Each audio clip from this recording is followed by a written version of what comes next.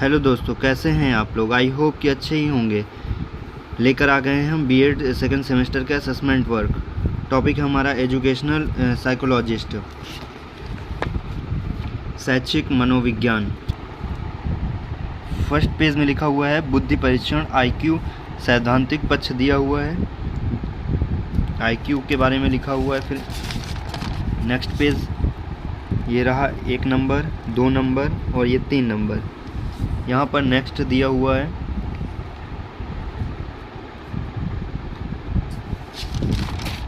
Next page में है बुद्धि के प्रकार, बुद्धि के कितने प्रकार हैं। सामाजिक बुद्धि, अमूर्त बुद्धि, मूर्त बुद्धि। सामाजिक बुद्धि, अमूर्त बुद्धि, फिर इसको एक्सप्लेन करके लिखा हुआ है। फिर यहाँ पर नॉर्मल डिस्ट्रीब्यूशन, इंटेलिजेंस क्वांटिटेंट का वो फिगर बना हुआ है, ठीक है, कटआउट लगाया गया है। मूर्त बुद्धि फिगर 1.3 दिया हुआ है। बुद्धि के सिद्धांत दिए हुए हैं और फिर बुद्धि के सिद्धांत को एक हमने कुछ इस तरीके से बनाया है। एक कारक सिद्धांत दिया हुआ है, एक्सप्लेन करके लिखा हुआ है, बिने टर्मर और स्टर्न के शब्दों में लिखा हुआ है। द्विकारक सिद्धांत दिया है, यहाँ पर जी फैक्टर के बारे में बताया है और एस फैक्टर के बारे में। अब यहाँ पर हमने जी फैक्टर को एक्सप्लेन कर दिया है, यहाँ पर एक्स फैक्टर को हमने एक्सप्लेन किया है। एस फैक्टर तथा जी फैक्टर दोनों मिलकर ही किसी मानसिक कार्यों को कार्य करते हैं, यहाँ पर हमने कुछ इस तरीके से दिखाया है। नेक्स्ट पेज में है सामान्य बुद्धि, संक्रिया, विषय वस्तु, उत्पादन। गिलफोर्ड के अनुसार यहाँ पर बताया हुआ है। आप स्टॉप करके वीडियो पूरी फाइल बना सकते हैं। उत्पादन, संक्रिया, विषय वस्तु दी हुई है।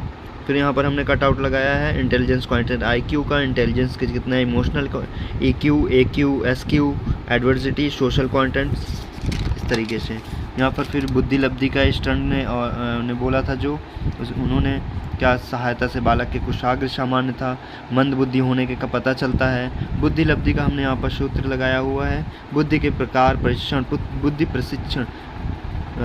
बुद्धि परीक्षण के प्रकार दिए हुए हैं और यहाँ पर व्यक्तिगत बुद्धि परीक्षण दिया हुआ है, सामूहिक बुद्धि परीक्षण दिया हुआ है। नेक्स्ट पेज पर हमने क्रियात्मक बुद्धि परीक्षण किया हुआ है। कुछ चीज़ें अगर स्किप हैं तो आप अपने से ऐड कर लीजिएगा। क्रियात्मक पक्ष दिया हुआ है। टर्मन के अनुसार बुद्धि लब्धि के मान दिए हुए हैं, कितनी एवरेज से कितना क्या निकल कर आता है। जैसे 120 पे 140 है तो अतिश्रेष्ठ बुद्धि के होंगे बालक, 50 से 70 आईक्यू है तो मूर्ख महामूर्ख होंगे। गणना निम्न सूत्र के माध्यम से की जा सकती है। फिर यहाँ पर हमने क्रियात्मक पक्ष लेकर के प्रयोग किया है। उद्देश्य दिया, सहायक सामग्री क्या क्या लगी, प्रयोजक का विवरण दिया हुआ है, प्रयोगकर्ता का विवरण दिया हुआ है और जो हमने मनोवैज्ञानिक प्रयोगशाला में जो कार्य किया है वो दिया हुआ है।